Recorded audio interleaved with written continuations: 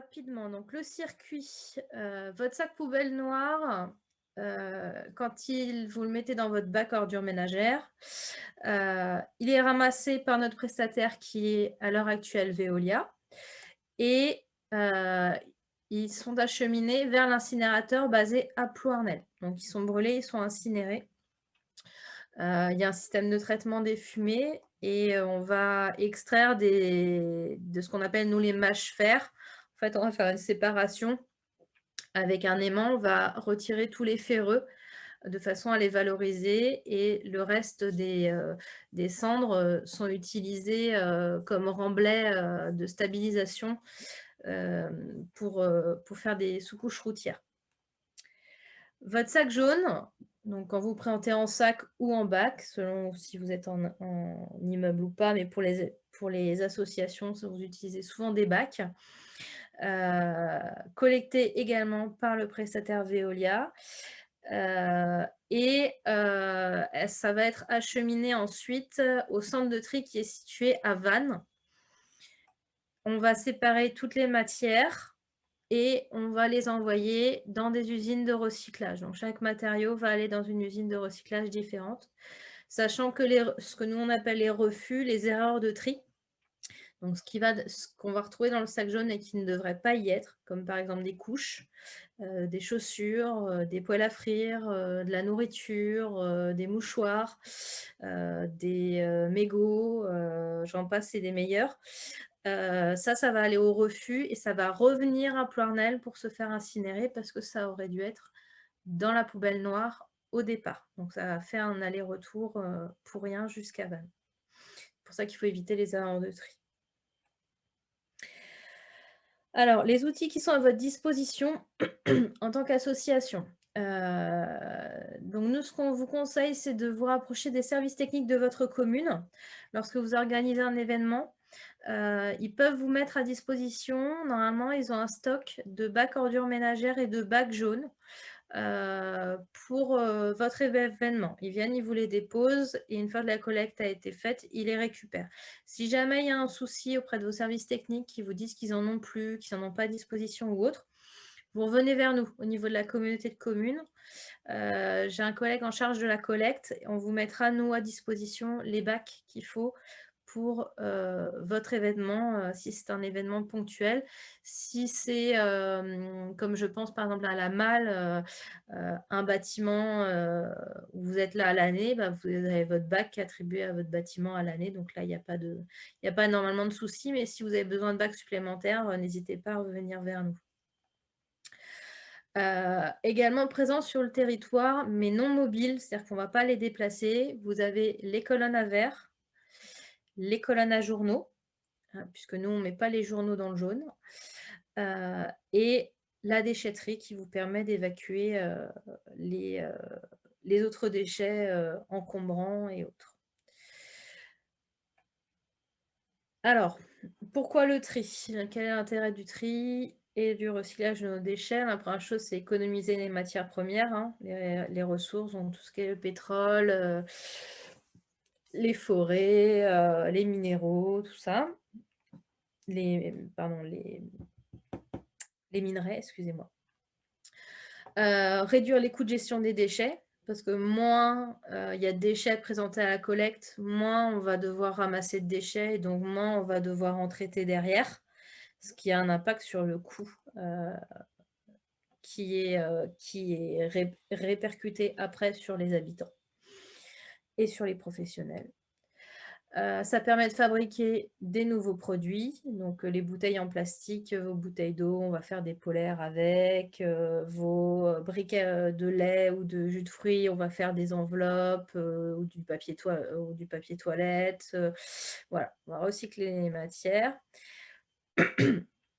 Et réduire les émissions de gaz à effet de serre, donc que ce soit, du fait de l'incinération, puisque nous on fonctionne avec un incinérateur, ou ne serait-ce que du fait de la collecte, de passer avec le camion pour ramasser, les déchets, ben, moins on passe et moins on produit de gaz à effet de serre. Excusez-moi. Alors, est-ce que vous savez bien trier vos déchets?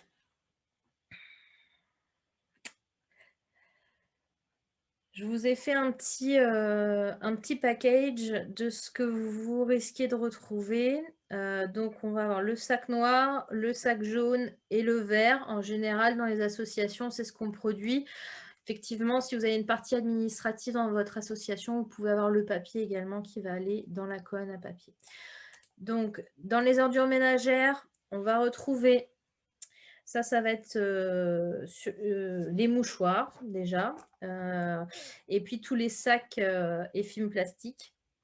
Si vous faites un événement où il y a de la restauration, vos barquettes en plastique de frites par exemple, ou vos gobelets plastiques, vos barquettes de beurre, vos paquets de frites surgelées, tous ces plastiques-là, ils vont dans les ordures ménagères.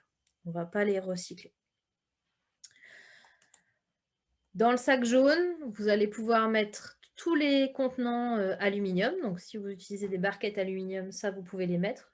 Même si c'est souillé, on ne vous demande pas de les laver, on vous demande juste de bien les vider. Il ne faut pas laisser 3 frites à l'intérieur. Mais vous pouvez, même s'il reste un petit peu de ketchup dans le fond, vous pouvez mettre dans le sac ou dans le bac jaune, il n'y a pas de problème. Les assiettes en carton, on ne le sait pas souvent, mais les assiettes en carton, même quand elles ont été utilisées, que les gens ont mangé dedans, une fois qu'elles sont bien vidées, vous pouvez les mettre dans le sac jaune également. Ou alors on verra après, les diriger vers une filière de compostage. Les contenants métalliques, donc vous avez les bouteilles de sirop, les canettes de soda ou les boîtes de conserve, donc tout ça, ça va aller dans votre sac jaune, pareil, et les briques de soupe, de lait, de jus de fruits. Et là, on va retrouver des emballages en plastique qu'on peut mettre dans le sac jaune. Donc, vous allez remarquer qu'en fait, ce sont des flacons et des bouteilles.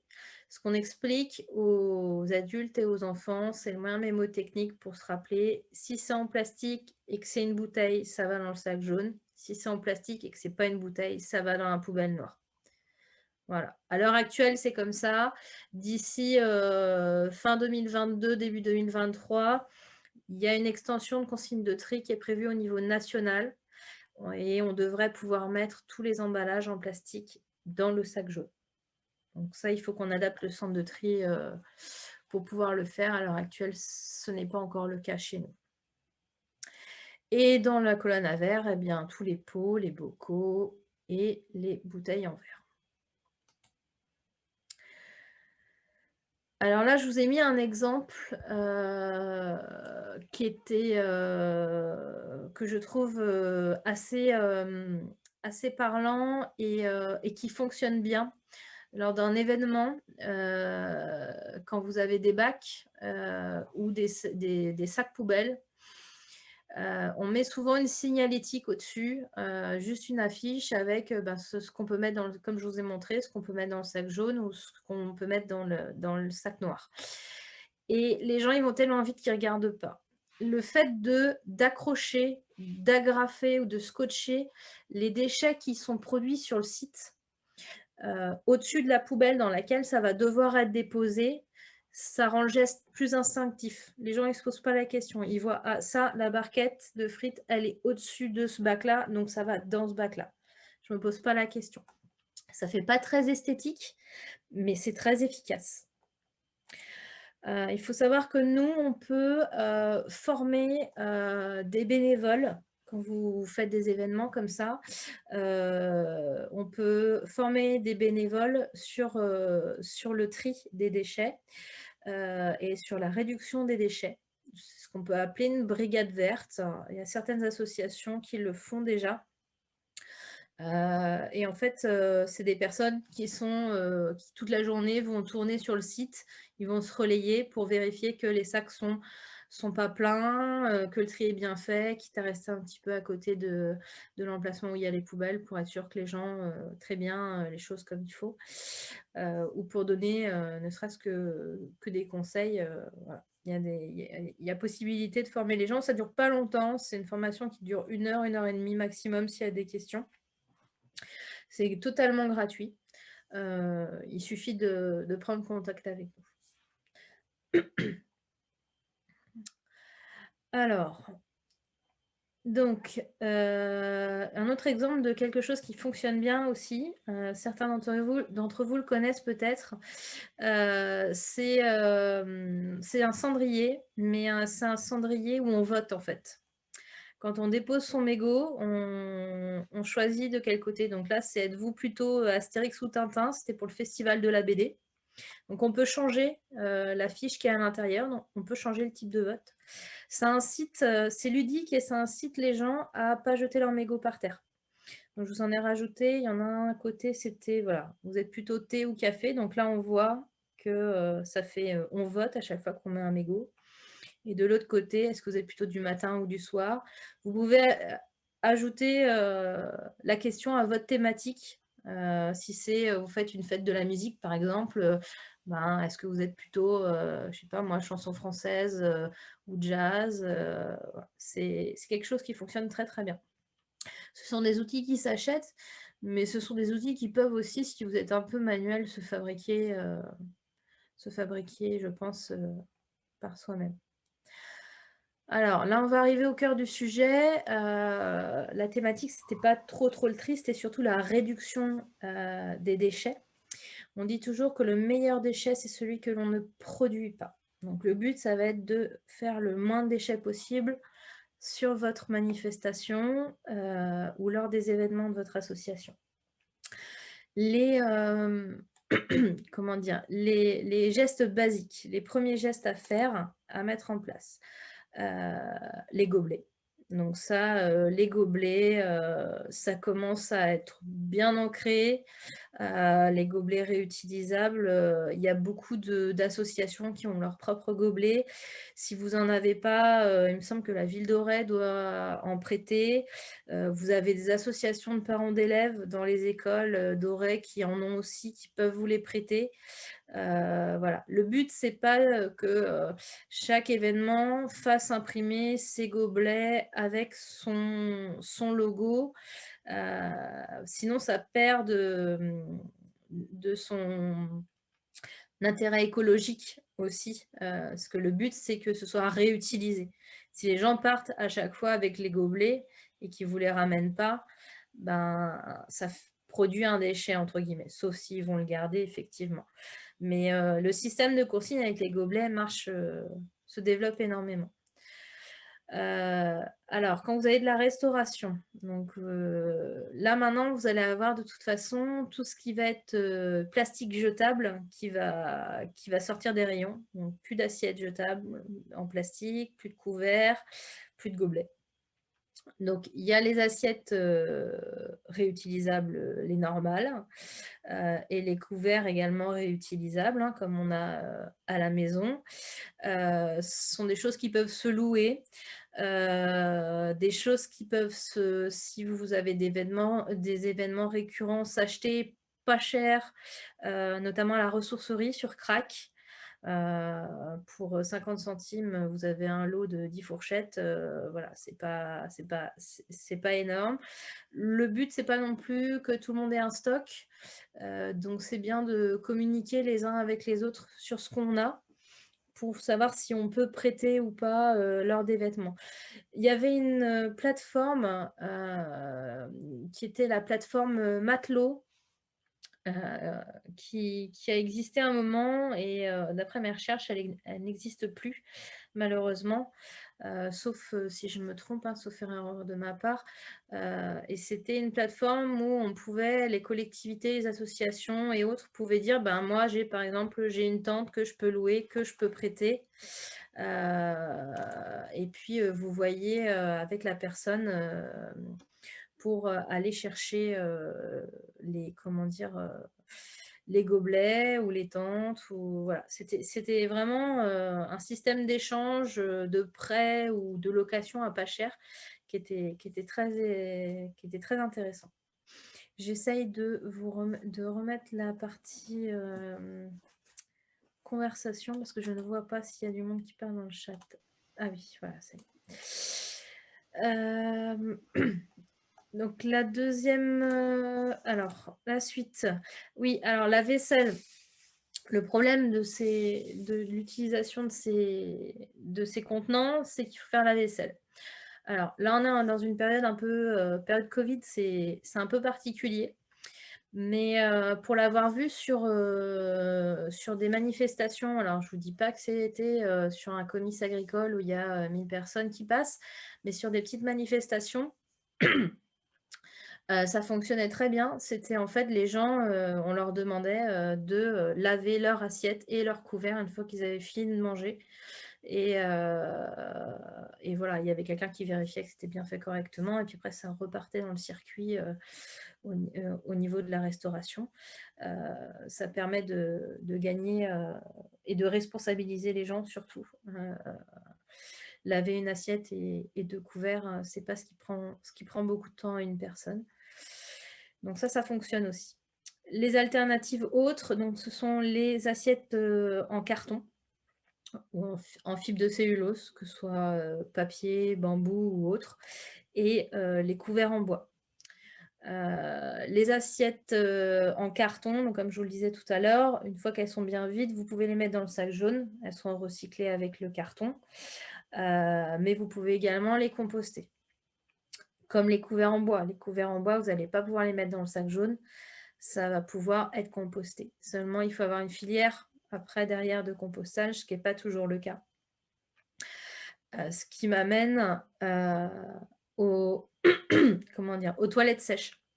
C'est quelque chose qu'on voit se développer énormément sur les événements extérieurs. Il y a de plus en plus de toilettes sèches qui sont mises en place plutôt que les grosses cabines de chantier, en plastique.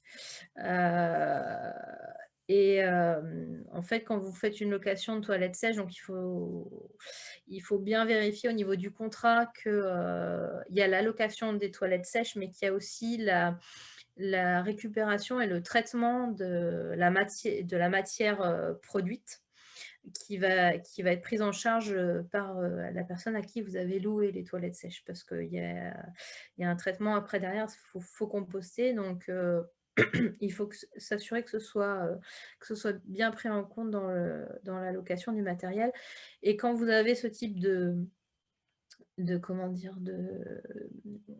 D'outils, sur, votre manifestation, vous pouvez voir avec la personne, qui va récupérer donc, les matières, compostables, issues des toilettes sèches, si elle peut récupérer également, les assiettes en carton et les couverts en bois pour les composter de la même façon. Voilà, ça peut être une solution.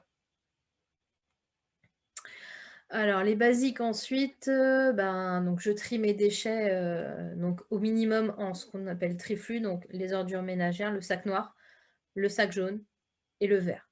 C'est le minimum, à faire. Sachant que, si, le tri est pas bien fait, la collecte peut être refusée.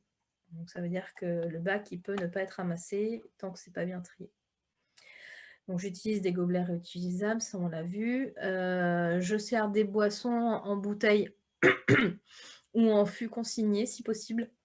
Donc toujours privilégier les grands contenants, et dans la mesure du possible les contenants consignés notamment, alors pour la bière, il y a des fûts, qui existent, mais il faut savoir aussi que, généralement les bouteilles de cidre sont consignés. Il y a possibilité, on a des producteurs de cidre sur le territoire qui sont toujours à la recherche de bouteilles pour pouvoir réembouteiller leur production. Donc à l'endroit où vous les achetez, il faut vous renseigner pour savoir s'il y a possibilité de ramener les bouteilles derrière pour que ça retourne au producteur, ce qui fait un déchet en moins. J'ai mis quoi en haut? Ah oui, je forme les bénévoles aussi aux consignes de tri, bien sûr. J'installe des cendriers sur le site. Mine de rien, ça évite quand même, les mégots par terre. Ça, les mégots, c'est vraiment quelque chose, que les gens jettent très facilement. Donc j'utilise la vaisselle réutilisable en carton compostable ou recyclable. Donc j'ai mis uniquement pour le carton, le recyclable et je n'utilise pas de nappe. sauf si c'est des nappes en tissu que je vais laver après derrière, mais n'allez pas mettre des nappes en papier, elles vont se tacher tout de suite et ça va faire des déchets pour rien. Vaut mieux passer un petit coup de chiffon vite fait sur la table, ça fait moins de déchets. Je sers des produits issus de grands contenants, ça on est d'accord. Et je favorise le conditionnement en vrac ou réutilisable dans la mesure du possible. Quand vous allez acheter des légumes ou autres, si vous faites de la cuisine, ou quand vous allez acheter, je ne sais pas moi, je pense à la malle pour vos activités peinture ou autres, vous achetez pas les tubes de gouache voilà, à l'unité. Généralement, c'est des gros tubes, ça coûte moins cher, ça produit moins de déchets.